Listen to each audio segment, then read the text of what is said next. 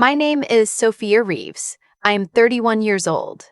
I hold a PhD in molecular biology from Johns Hopkins, and for the past 4 years I've been leading a federally funded research team at the National Institutes of Health. But to my family, none of that has ever meant a single thing. To them, I was always the odd one, the daughter who asked too many questions, the one who stayed up past midnight reading library books she'd checked out with a card she applied for herself at age 9, the one who didn't want to go to prom, who turned down a full scholarship to the state school they understood in favor of a program in Baltimore they'd never heard of, the one who, in their words, always thought she was better than everyone else. I wasn't. I never thought that. I just wanted something different, and wanting something different in my family was treated the same as betrayal. I still remember the morning I defended my dissertation. I had sent them the date 3 months in advance. A Tuesday in April, 11 o'clock, conference room B on the 3rd floor of the Biomedical Research Building. I even mailed a printed invitation because my mother once said she didn't trust emails. I got a voicemail from my younger sister that morning, 6 minutes before I walked into that room. She said they weren't coming. My mother had a hair appointment. My father said he didn't see the point. My sister herself just hadn't bothered to find a reason. I stood in front of 7 faculty members and defended 5 years of work with my phone in my coat pocket, the voicemail still unread. I passed. Distinction. My advisor shook my hand and said it was one of the strongest defenses she had witnessed in 11 years. I drove home that night and called my mother. She asked if I wanted to come to Sunday dinner. She did not ask how it went. I said yes anyway because I always said yes anyway. That was the version of me that existed for a very long time. The one who kept showing up. The one who kept calling on birthdays, sending Christmas cards, driving 4 hours round trip for holiday dinners where nobody asked what I was working on or why it mattered. I told myself it was love. I told myself that family was complicated, that people showed care in different ways, that I should not need them to understand me in order to feel connected to them. I believed that for longer than I should have. My grandmother was the exception. She was the one person in that house who looked at me like I was exactly who I was supposed to be. She kept a photograph of me in my lab coat on her dresser, next to her reading glasses and her Bible. She called me every Sunday and asked about my work. Not because she understood the science, but because she understood that it mattered to me, and that was enough for her. She called me her proof. Proof, she said, that the Reeves women could do anything they put their minds to, regardless of what anyone around them decided to believe. She passed away in February of last year.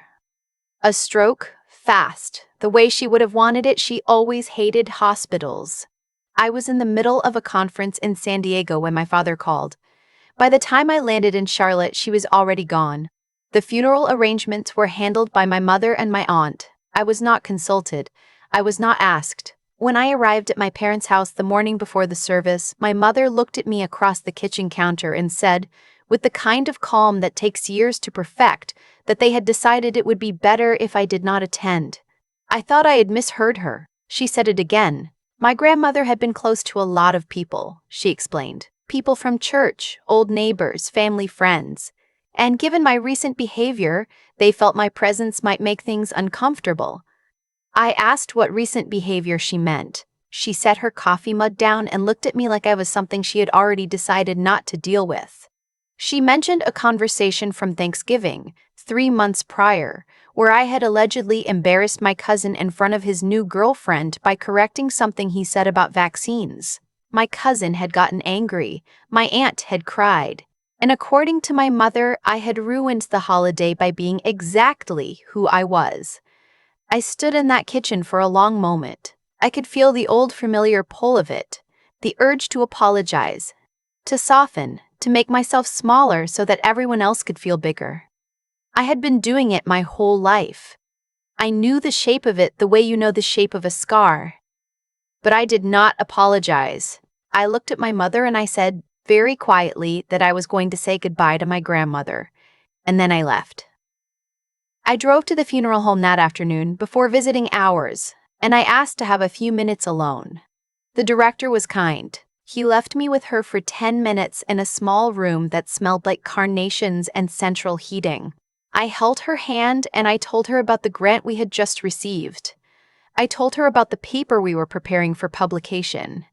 I told her I was still going, still working, still proving it. I did not go to the service the next morning. Not because I was banned in any official sense, not because I was afraid. I stayed away because I had learned, finally, in that kitchen, that my presence in that family had always been conditional. And I was done negotiating the conditions. What I did not know, standing in that room with my grandmother, was that she had already said everything she needed to say. Not to me, but to her attorney. 3 weeks before she died. I found out 6 weeks after the funeral. My grandmother had an estate worth roughly $340,000. The house on Birchwood Lane, a savings account, a small investment portfolio she had been building quietly for decades. My mother had always spoken about that estate as though it were already hers. She made comments about the furniture, about the garden, about what she intended to do with the house once Grandma was gone. She said it so often and so casually that I had assumed there was some agreement in place, something my grandmother had decided. There was, in fact, a decision, just not the one my mother expected. The letter came from an attorney's office in Raleigh. It was addressed to me, at my apartment in Bethesda. I opened it standing in my hallway in my coat, keys still in my hand. My grandmother had left the house and the majority of her estate to me. The letter explained that she had updated her will 14 months before her death. Everything except a few specific pieces of jewelry and a designated sum for my aunt went to me. The attorney's name was listed at the bottom. There was a phone number and a time to call. I sat down on the floor of my hallway. I want to be honest about what I felt in that moment, because it was not simple. It was not triumph. It was grief, mostly, the ordinary grief of missing her. And underneath that, something quieter and more complicated. The knowledge that she had seen what I had not wanted to fully acknowledge. That she had made this decision with full clarity, full intention, and she had done it quietly. The way she did everything, without drama, without announcement, with the simple certainty of someone who knows what is right. I called the attorney the next morning. His name was David Callister, a soft-spoken man who had worked with my grandmother for nearly 20 years. He told me she had come to him specifically to update the will after Thanksgiving, after hearing, through whatever quiet channels she had, about what had happened at that dinner. About the way my mother had spoken to me afterward on the phone. She hadn't said anything to me. She had just gone to her attorney and changed the paperwork. I asked if there were any complications. He said my mother had already been in touch with his office twice and that she was contesting the will. He said it was unlikely to succeed. The document was airtight, witnessed, notarized, and my grandmother had included a handwritten addendum explaining her reasoning in terms that left very little room for interpretation. I asked him to read it. He read it. I will not write all of it here, but she ended it with this. Sophia has always known how to keep going. I am leaving her what she needs to keep going a little longer. I did not cry then. I cried later in the car, parked outside a grocery store, for about 20 minutes. And then I went inside and bought soup and crackers and I went home and I got back to work, because that is what she would have wanted. The contest took 4 months to resolve. My mother hired a local attorney, a man who specialized in estate disputes, and filed on the grounds that my grandmother had been of diminished capacity when she updated the will. This was not true. David Callister had documentation, including a cognitive assessment my grandmother had voluntarily undergone at her physician's suggestion the previous spring, which showed she was fully and completely competent. My mother's claim was dismissed. During those 4 months, I did not speak to my mother or my father. My sister texted me once, a long message that started with the word listen and went on to explain why I was being selfish and why the family was suffering and why I should consider releasing the house voluntarily as a gesture of goodwill. I read it twice and did not respond. I was not angry. That surprised me, honestly. I had expected to be furious. Instead, I felt something more like clarity. I could see, in the sharp, uncomplicated light of what they were doing, exactly what I had always been to them, a person to be managed, a resource to be drawn from, someone whose ambitions were an inconvenience until they became something that could be taken from her. I hired my own attorney, a woman named Patricia Voss, who had been recommended to me by a colleague at NIH. She was precise and unsentimental in the way I respected, and she walked me through every step methodically. I showed up to everything I was required to show up to. I signed what I needed to sign. I provided documentation. I answered questions. I did not make it personal because it had stopped being personal the moment they turned it into a legal proceeding. The dismissal came on a Thursday morning. Patricia called me while I was in the middle of a team meeting. I stepped into the hallway and she told me in 4 sentences. It was done. The estate was mine. I thanked her and went back into the meeting.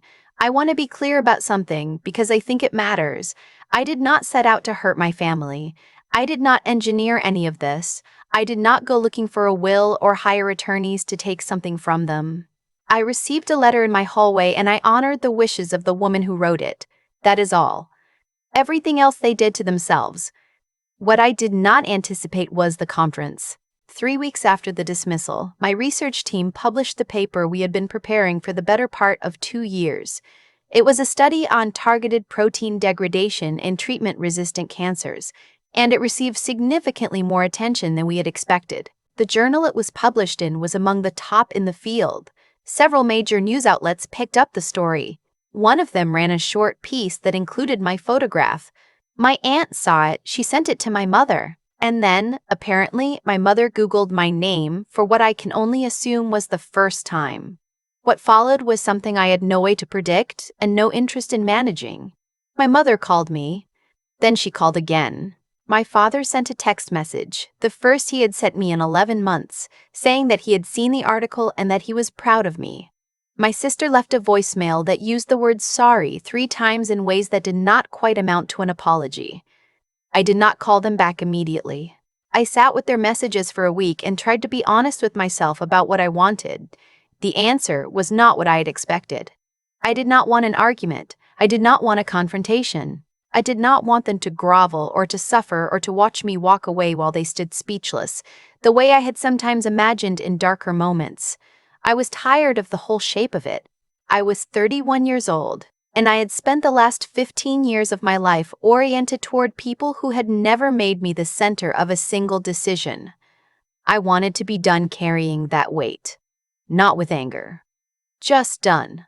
My institution held its annual research symposium in April. It is a significant event. Full auditorium, leadership from NIH and several partner universities, journalists, invited guests. My team had been selected to present our findings as the featured research of the year. I had not told my family about it. I had, however, mentioned it in passing during that Sunday phone call 2 months prior, before everything had escalated with the estate. I did not expect them to come. They came. I did not find out until I was standing at the podium. I had given 100 presentations. I had defended a dissertation, presented at international conferences, spoken in front of Senate subcommittees on research funding. I knew how to stand still and look out at an audience without seeing individual faces. It is a skill you develop. You look at the back wall. You control your breath. But that afternoon, as the symposium director finished his introduction and I stepped forward to the microphone, I looked out over the room and I saw them. My mother, my father, my sister, seated in the 4th row center section. My mother had dressed carefully. My father was in a blazer I didn't recognize. My sister was looking at her hands. I stood at that microphone for exactly 2 seconds before I looked away from them and began to speak. The presentation was 40 minutes. I talked about the science, about the methodology, about what we had found and what we hoped it would mean for patients who had run out of options. I talked about my team, about the years of work behind this moment, about what it feels like to sit with a hypothesis for so long that it starts to feel like a person you're responsible for. At the end, the director of the National Cancer Institute, a woman named Doctor of the National Cancer Institute, a woman named Dr. Chuby, Frances Kwan, who had been in this field for 30 years, stood up from the audience. She walked to the podium and she shook my hand. She told the room that in her decades of work, she had encountered very few researchers with the combination of rigor and intuition my team had demonstrated, and that she was personally recommending our work for the NCI Directors Award, which she had the authority to present at this symposium. She pinned the medal to my lapel herself, in front of everyone. The room applauded. My team applauded. Colleagues I had worked alongside for years were on their feet. I looked at the fourth row. My mother's hands were clasped in her lap. She was not applauding. She was very still, the way people get when they are processing something that does not fit inside the story they have been telling themselves. My father had one hand pressed over his mouth. My sister's eyes were wet. I did not smile at them. I did not hold their gaze. I turned back to Dr. Kwan and I thanked her. I shook hands with the other presenters. I accepted the congratulations of people who had shown up for years without being asked. Afterward, in the lobby, my mother approached me. She had rearranged her face into something careful and composed. She said, "Sophia." And then she stopped, and for a moment I thought she was going to say something real, something true, something that cost her. She said she hadn't realized how far I had come. I looked at her for a moment. I thought about the kitchen, about the funeral morning, about the phone call on the morning of my dissertation defense. I thought about every dinner where no one had asked. I thought about my grandmother's handwriting and the word longer. I told my mother it was good to see her. I meant it, in the limited way that I meant it, and then I excused myself to join my team, who were already opening champagne in the conference room down the hall. I did not go back to the lobby that night. The legal matter had concluded. The estate had transferred. The house on Birchwood Lane was mine. I drove down to see it the following month, on a Saturday in early May. I parked in the driveway and sat for a few minutes before going inside. It smelled like her. That sounds like something a person says without thinking, but it is true. There is a particular combination of cedar and old paperback books and something faintly floral that was just her, and it was still there in the curtains in the corners of the rooms. I walked through it slowly. On her dresser, the photograph was still there. Me in my lab coat. I picked it up and held it for a moment, and it occurred to me that she had looked at this photograph every morning for 4 years, which was longer than I had allowed myself to think about. I sat down on the edge of her bed and I let myself be sad. Not about the estate, not about my family, not about any of it. Just sad that she was gone, and that I'd not fully let myself feel that yet. I stayed there for about an hour. Then I stood up, put the photograph back on the dresser, and started taking notes on what the house would need before I could figure out what to do with it. In the end, I did not sell it. I renovated the back room, the one with the best light, and I set up a small after-school program in partnership with the local school district. Science enrichment for middle school girls, 2 afternoons a week. My institution supported it. 2 of my graduate students volunteer there on a rotating schedule. We have 19 kids enrolled so far, and one of them, an 11-year-old named Josie, who already knows what a centrifuge is and is not remotely impressed by it, reminded me last week of someone I used to be. My grandmother would have found that funny. She would have called it efficient. Using one thing to do 2 things at once, she would have said, "That's how you get somewhere." I still drive the 4 hours sometimes on long weekends when I have time. I sit in that house and I do paperwork at her kitchen table. I water the plants she left behind, the ones I manage not to kill. I drink coffee in the morning and I look out at the yard and I think about what it means to be claimed by someone, to have someone decide, quietly and deliberately and on paper, that you are worth it. My mother sent a card at Christmas. It was a generic holiday card, a snow scene, pre-printed, her name signed in blue ink. There was no note inside. I put it on my refrigerator for a week, then moved it to a drawer. Not as something to return to, just as a marker. A place where one chapter ended and something else began. I do not know what my relationship with my family looks like going forward. I have stopped trying to decide in advance. I am not waiting for them to understand me. I am not waiting for the apology that would need to rewrite too many years to be believable. I am also not carrying anger I can't afford. What I know is this. I know what my grandmother knew. I know that the people who claim you before you've proven anything are a different kind of family from the ones who show up after the photograph runs in the newspaper. I know which one I want to build my life around. I know what it feels like to be seen not as a project or a problem or an embarrassment, but as a person who is allowed to take up space exactly as she is. That is not a small thing.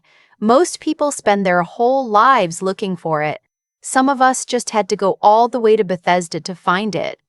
I have thought a lot about cause and effect since all of this happened. Not in a dramatic way. Not in the way people do when they want to make a story feel bigger than it is. Just quietly, the way you think about things when you're sitting alone at someone else's kitchen table, drinking coffee, watering plants that used to belong to someone you loved. My grandmother did not leave me that house because I was her favorite. She left it to me because she had been paying attention for decades while everyone else was busy deciding who I was. She watched me get in the car after every holiday dinner and drive 4 hours back to a life no one in that family had ever asked about. She watched me send Christmas cards that were never mentioned again. She watched me show up year after year and absorb the silence and still come back. And she made a calculation. She decided that a person who keeps going under those conditions is a person worth betting on. That is the part nobody talks about when they talk about resilience. It is not glamorous. It does not look like anything from the outside. It looks like answering the phone on your birthday when you know no one is going to ask how you are. It looks like mailing a card to people who won't read it. It looks like walking into a dissertation defense with a voicemail in your pocket and speaking clearly for 2 hours anyway. It is not strength in the dramatic sense. It is just the decision, made over and over again in small, unremarkable moments, to keep going. I did not receive the NCI Director's Award because my family believed in me. I received it because for 11 years I worked in rooms where no one gave me anything I had not earned, and I kept working. The science did not care who came to my graduation. The data did not adjust itself based on whether my mother approved. The results were what they were because my team and I showed up every day and did the work with integrity, regardless of what was happening in a house 4 hours south of our lab.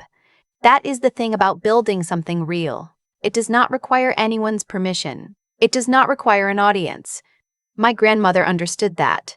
She built her estate quietly, steadily, over decades, without announcing it. She updated her will without telling anyone.